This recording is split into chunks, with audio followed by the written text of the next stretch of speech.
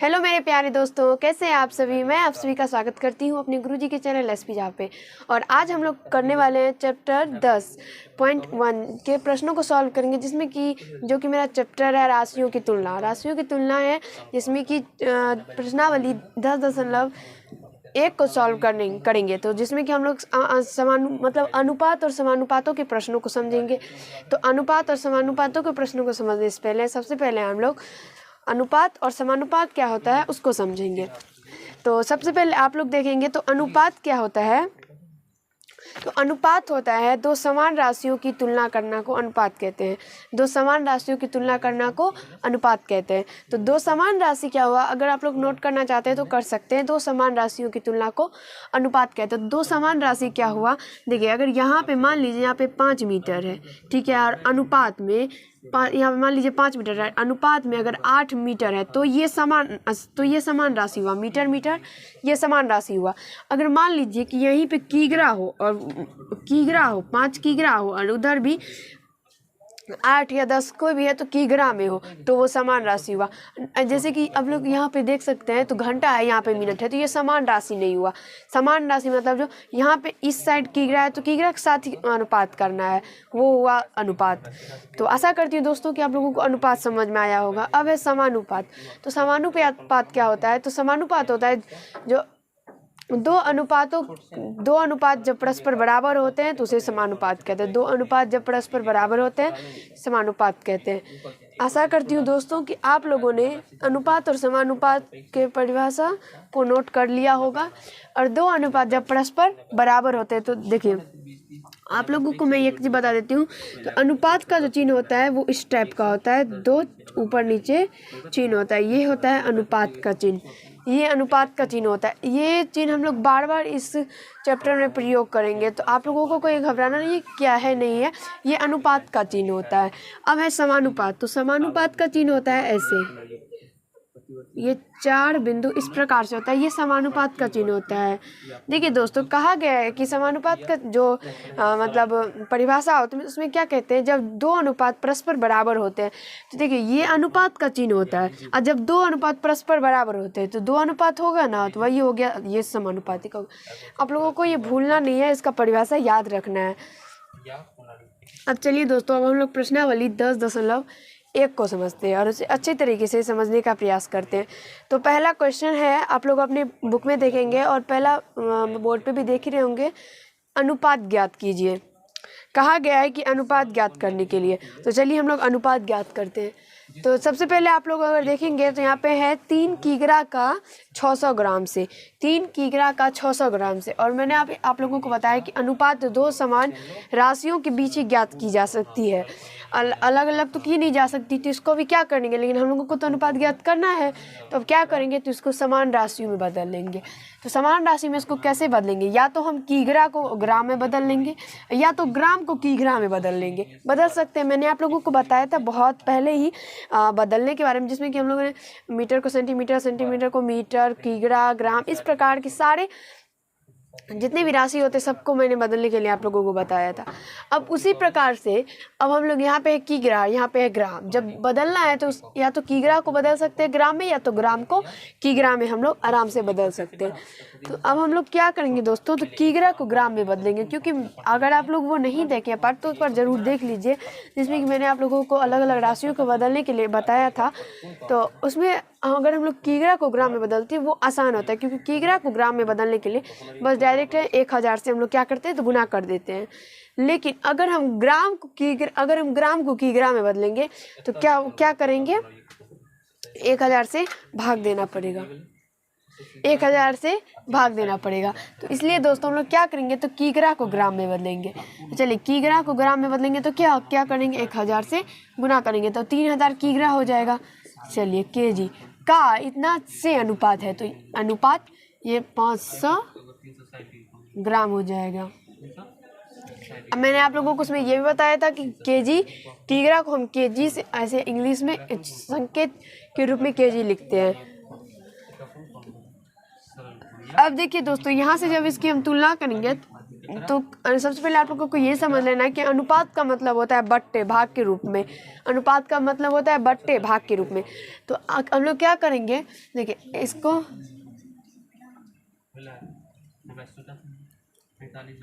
यहाँ पे देखिए दोस्तों, यहाँ पे जब 3 किग्रा को हम 3000 ग्राम में 1000 से गुना किए तो 3000 आया, तो ये क्या हो गया, ग्राम हो गया। ये किग्रा नहीं हुआ, ये ग्राम हो गया। थोड़ा सा मिस्टेक हो गया दोस्तों। अब यहाँ पे क्या करेंगे, तो इसको काटेंगे। तो अनुपात का मतलब बट्टे होता है, तो जब इसको बट्टे के रूप में काटेंगे, तो हम लोग बट्टे के रूप में वैसे नहीं काटते, इसे डायरेक्ट काट देते हैं। लेकिन ये क्या हुआ, इसका मतलब मेन मतलब ये इसका यही हुआ कि ये बट्टे के रूप में होता है। अब चलिए यहाँ से ये कट जाएगा, तो ये से ये कटेगा। आप लोग बट्टे करके भी आराम से काट सकते हैं, इससे कहीं से कोई आपको दिक्कत से या समस्या नहीं होगा। अब यहाँ से ये 2 0 से ये 2 0 जाएगा, ये 5 से ये 6 मर्द में जाएगा। तो यहाँ पे क्या निकल के इसका अनुपात आ गया। चलिए दोस्तों, अब यहाँ पे ये आ गया 6:1। आशा करती हूँ दोस्तों कि आप लोगों को एक के ए नंबर बहुत ही अच्छे तरीके से समझ में आ गया होगा और कहीं से कोई दिक्कत या समस्या नहीं हुआ होगा। अब चलिए बी नंबर क्वेश्चन को समझते हैं।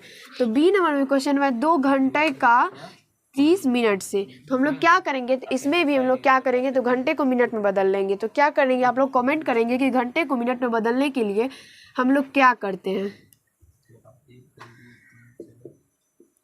तो यहाँ से 120 मिनट हो जाएगा, MIN भी लिख सकते हैं आप लोग, और अनुपात 30 मिनट।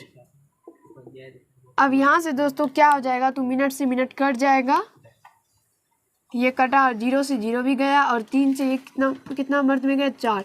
यहाँ से 4:1, और यही इसका आंसर निकल के आ गया। अब चलिए सी नंबर क्वेश्चन को समझते हैं। तो सी नंबर क्वेश्चन में 340 सेमी का 4 मीटर से। तो 340 सेमी का 4 मीटर से है। तो मैंने आप लोगों को इस सेमी और मीटर के बदलने के बारे में भी बताया था, नहीं देखे हैं तो एक बार ज़रूर देख लीजिए। अब चलिए इसमें हम लोग क्या करेंगे, तो मीटर को बदल लेंगे, सेंटीमीटर को छोड़ देंगे और मीटर को बदल लेंगे।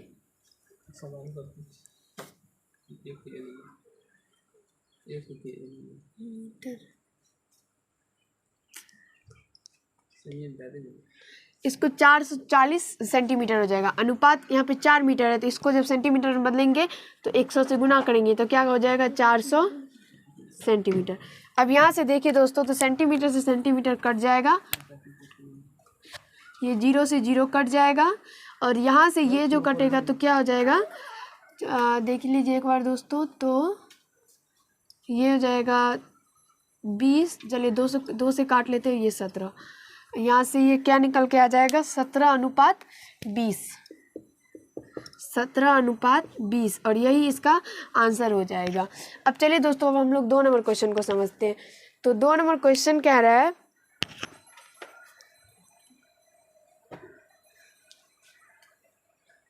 एक के डी नंबर भी है, और डी नंबर आप लोग खुद से प्रयास करेंगे और ये आप लोगों से बन जाएगा, और इसका आंसर आप लोग कमेंट में लिखेंगे। चलिए अब चलिए दोस्तों, अब हम लोग 2 नंबर क्वेश्चन को समझते हैं। तो 2 नंबर क्वेश्चन है, निम्नलिखित अनुपातों का सरलतम रूप लिखिए। तो चलिए सरलतम रूप लिख रहे हैं हम लोग यहाँ पे। तो इसमें सरलतम रूप लिखने के लिए हम लोग क्या करेंगे, तो आप लोग तो बेशक सभी क्या किए होंगे, तो सबको इसको पूरा काट के और आराम से इसका आंसर दे दिए होंगे। पूरा मतलब ऐसे काट के जो सर अंतिम में जो नहीं कटा, जैसे कि दोस्तों यहाँ पे हम लोगों का ये अब नहीं कटेगा, तो ये आंसर इसका आ गया। तो वैसे आप लोग इसको दे दिए होंगे। जी, वो मेथड लगभग के लिए ठीक है, पर इसका जो सही मेथड है वो मैं आप लोगों को भी बताऊंगी। तो वो क्या है, तो सबसे पहले दोस्तों हम लोग क्या करेंगे, तो इस 45 और इस 60 का हम लोग SCF निकालेंगे। इस 45 और 60 का SCF निकाल लेंगे, ठीक है दोस्तों।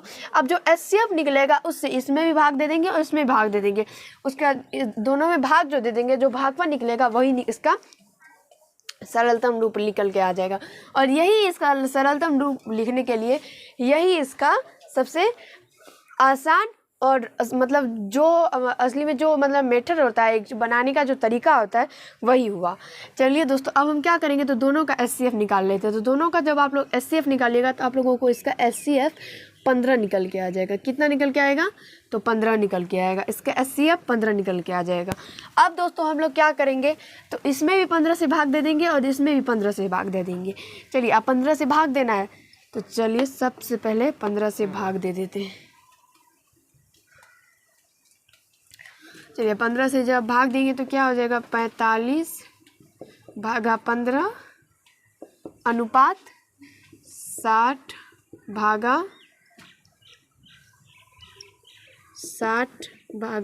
15। अब यहाँ से ये निकल के आ जाएगा क्या? 45 में जब 15 से भाग दीजिएगा तो क्या हो जाएगा? 15 तिया 45 और अनुपात इसमें जब भाग दीजिए क्या हो जाएगा? 15 चौके 60 और 3:4। इसका आंसर निकल के आ जाएगा। अब चलिए बी नंबर क्वेश्चन को समझते हैं। तो बी नंबर क्वेश्चन में भी बी नंबर क्वेश्चन में इसका HCF क्या निकल के आ जाएगा? आप लोगों को 12। आप लोग HCF निकालेंगे आप खुद से, क्योंकि आप लोगों को HCF तो आता ही होगा। HCF आप लोग निकाल लेंगे। अब इसका HCF 12 हो गया। अब क्या करेंगे, तो दोनों में भाग दे देंगे बारी बारी। तो चलिए इसमें भाग दे देते हैं। तो क्या हो जाएगा? ये 144 भागा 144 भागा 12 और अनुपात 84 भागा 12। अब चलिए दोस्तों, यहाँ से जब भाग दीजिएगा तो 144 में 12 से तो 12 हो जाएगा। अनुपात यहाँ से जब इसको भाग दीजिएगा तो ये क्या हो जाएगा? 12 7 84। 12 से तो 84 होता है। यही इसका सरलतम रूप निकल के आ जाएगा। आशा करती हूँ दोस्तों कि आप लोगों को 2 के बी नंबर बहुत ही अच्छी तरीके से समझ में आ गया होगा। अब चलिए सी नंबर क्वेश्चन को देखते हैं। तो सी नंबर क्वेश्चन में भी भाग देंगे तो इसका HCF क्या निकल के आएगा दोस्तों? तो इसका HCF निकल के आ जाएगा 4। इसका HCF 4 निकल के आ जाएगा। अब चलिए बारी बारी से भाग दे देते हैं। तो 184 भागा 4 अनुपात 12 भागा 4। अब यहाँ से जब भाग देंगे तो क्या निकल के आ जाएगा? देखिए दोस्तों, एक बार कर लेते हैं हम लोग। तो क्या आ जाएगा? 4 चौके 16 और 4 छक्के 24 और मतलब 46 अनुपात 4 तिया 12। 46 अनुपात 3। सी नंबर का आंसर आप लोगों का निकल के आ गया होगा। अब चलिए अब हम लोग 3 नंबर क्वेश्चन को समझते हैं। तो 3 नंबर क्वेश्चन में कहा गया है कि उपेंद्र का वेतन 4200 रुपया प्रति माह है और वह प्रति माह 6000 रुपया आयकर में जमा करते हैं, ज्ञात कीजिए। तो चलिए दोस्तों, आप लोग जल्दी से इसको नोट कर सकते हैं। अभी हम लोग 3 नंबर से क्वेश्चन आगे समझेंगे। अब जल्दी से इसे नोट कर लीजिए।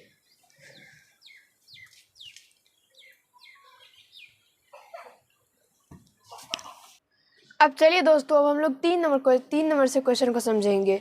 और ए नंबर में 3 किग्रा का 600 ग्राम से है और हम लोगों का क्वेश्चन 500 ग्राम लिखा गया। तो उसमें कोई थोड़ा सा मिस्टेक हो गया, कोई बात नहीं, आप लोग सही कर लीजिएगा। 600 ग्राम है तो जहाँ पे हमने 500 ग्राम दे दिया था वहाँ पे आप लोग क्या करेंगे? 600 ग्राम कर देंगे और 5 से जब 3000 को काटेंगे तो आपका क्या निकल के आ जाएगा? यहाँ पे 6 था तो यहाँ पे 5 अनुपात 1 निकल के इसका आंसर निकल के आ जाएगा। अब चलिए दोस्तों, कब हम लोग 3 नंबर से क्वेश्चन को समझते हैं। तो 3 नंबर में क्वेश्चन कह रहा है कि उपेंद्र का वेतन 42,000 रुपया प्रति माह है और वह प्रति माह 6,000 रुपया आयकर में जमा करते हैं, ज्ञात कीजिए। ए नंबर क्वेश्चन है आयकर के साथ अनुपात। चलिए दोस्तों कि अब हम लोग सबसे पहले इसमें लिखते हैं क्या क्या है दिया हुआ है। तो वेतन, इसका वेतन कितना है? तो 42,000 रुपया है और उसके बाद क्या है? प्रति माह आयकर में जमा इतना करता है, 6,000 रुपया जमा करता है। तो जमा कितना करता है? 6,000 रुपया। तो अब इसमें मतलब पहला क्वेश्चन कह रहा है कि आय का आयकर के साथ अनुपात। चलिए, आय का क्या कह रहा है? आय का आयकर के साथ। तो आय अनुपात क्या हो जाएगा? आयकर। अब ऐसे आप लोग समझ सकते हैं इस क्वेश्चन को। चलिए फिर से लिख रहे हैं हम लोग आयकर। पहला क्वेश्चन में कह रहा है कि आय का आयकर के साथ अनुपात। तो इस प्रकार से आप लोग समझ सकते हैं कि आय अनुपात आयकर कह रहा है। तो आयकर में जमा करता है तो वही जमा जो मतलब कह रहा है इसका वेतन के साथ जो जमा करता है उसका अनुपात निकालने के लिए। तो चलिए आय की मतलब आय मतलब वेतन ही हुआ। उसको आय भी कहते हैं और वेतन भी कहते हैं। जो हम कमाते हैं उसी को आय कहते हैं, उसी को वेतन कहते हैं। तो चलिए आय कितना है इसका 42,000 रुपया। और अनुपात रुपया भी आप लोग देख सकते हैं। अनुपात आयकर में जमा कितना करता है तो 6,000 रुपया। अब यहाँ से देखिए दोस्तों, तो रुपया से रुपया कटेगा, ये 3 जीरो से ये 3 जीरो कटेगा, 6 से ये कट जाएगा कितना 7, और यहाँ से इसका अनुपात कितना निकल के आ जाएगा 7:1। अब चलिए दोस्तों दूसरा इसका बी नंबर क्वेश्चन है। बी नंबर क्वेश्चन है आयकर का आय के साथ अनुपात। इसमें कह रहा था कि आय के साथ आयकर का अनुपात। इसमें कह रहा है कि आयकर का आय के साथ, यानी आयकर अनुपात आय होगा। तो इसमें आयकर कितना दिया हुआ है तो 6,000 रुपया, अनुपात कितना कह रहा है आय के साथ। तो ये क्या आ जाएगा आय कितना है 42,000 रुपया। यहाँ से रुपया गया और यहाँ 3 जीरो से ये 3 जीरो कट जाएगा और यहाँ पे 7:1 और यहाँ पे कितना हो जाएगा 1:7। इसमें 7:1 आया और इसमें 1:7 आया। अब दोस्तों इसमें सी नंबर क्वेश्चन कह रहा है, सी नंबर कह रहा है कि क्या ये दोनों अनुपात तुल्य है। क्या ये दोनों अनुपात तुल्य है। आप लोग देख सकते हैं कि दोनों अनुपात तुल्य नहीं है, क्योंकि यहाँ पे 7:1 है, यहाँ पे 1:7 है, दोनों में बहुत अंतर है। तो चलिए यहाँ पे क्या लिखेंगे, दोनों अनुपात तुल्य है तो नहीं, इसका आंसर यही निकल के आ जाएगा। अब चलिए 4 नंबर क्वेश्चन को समझते हैं। तो 4 नंबर क्वेश्चन है, एक रिबन की लंबाई 10 मीटर एवं उसकी चौड़ाई 25 मीटर है 25 सेंटीमीटर है। निम्न का अनुपात ज्ञात कीजिए। चलिए लंबाई क्या है, लंबाई 10 मीटर है, 10 मीटर है, चौड़ाई 25 सेंटीमीटर है। चौड़ाई क्या है 25 सेंटीमीटर। अब कह रहा है अनुपात ज्ञात करने के लिए लंबाई का चौड़ाई के साथ। सबसे पहले हम लोग क्या करेंगे, या तो सेंटीमीटर को मीटर में बदल लेते हैं या तो मीटर को सेंटीमीटर में बदल लेते हैं। तो चलिए हम लोग मीटर को ही सेंटीमीटर में बदल लेते हैं। तो क्या करेंगे 100 से गुना कर देंगे तो ये कितना हो जाएगा 1000 सेंटीमीटर। अब दोनों सेंटीमीटर में आ गया। अब हम लोग अनुपात आसानी से ज्ञात कर सकते हैं। तो चलिए ए नंबर क्वेश्चन को समझते हैं। कह रहा है कि लंबाई का चौड़ाई के साथ अनुपात ज्ञात करने के लिए, तो लंबाई कितना है 1000 सेंटीमीटर, अनुपात यहाँ पे चौड़ाई कितना है 25 सेंटीमीटर। सेंटीमीटर गया, 25 से कितना गया 25 के साथ 40, यहाँ पे 40:1 और यही इसका आंसर निकल के आ जाएगा। अब बी नंबर क्वेश्चन को चलिए समझते हैं। बी नंबर में है चौड़ाई का लंबाई के साथ। तो चौड़ाई कितना है 25 सेंटीमीटर, अनुपात लंबाई कितना है 1000 सेंटीमीटर। यहाँ से सेंटीमीटर से सेंटीमीटर गया और ये 25 से 40 में गए, 40 मर्द में चला गया तो 1:40 और यही इसका आंसर निकल के आ जाएगा। अब चलिए कह रहा है C number question. C number में कह रहा है कि क्या दोनों अनुपात तुल्य है। तो आप लोग देख सकते हैं कि दोनों अनुपात तुल्य नहीं है। अब चलिए दोस्तों 5 नंबर क्वेश्चन को समझते हैं। तो 5 नंबर क्वेश्चन में क्या कह रहा है कि पढ़िए। 5 नंबर क्वेश्चन में कह रहा है कि निम्नलिखित अनुपातों का 2 तुल्य अनुपात ज्ञात कीजिए। चलिए ए और बी दिया हुआ है जिसमें कि हम लोग को तुल्य अनुपात ज्ञात करना है। तो पहला क्वेश्चन है 3:7, इसका तुल्य अनुपात ज्ञात करना है। तो सबसे आसानी से आप लोग बना सकते हैं। कैसे तुल्य अनुपात ज्ञात करेंगे, तो चलिए दोस्तों इसमें तुल्य अनुपात कैसे ज्ञात कर सकते हैं। तो इसमें जिस संख्या से गुना करेंगे फिर उसी संख्या से इसमें भी गुना कर देंगे।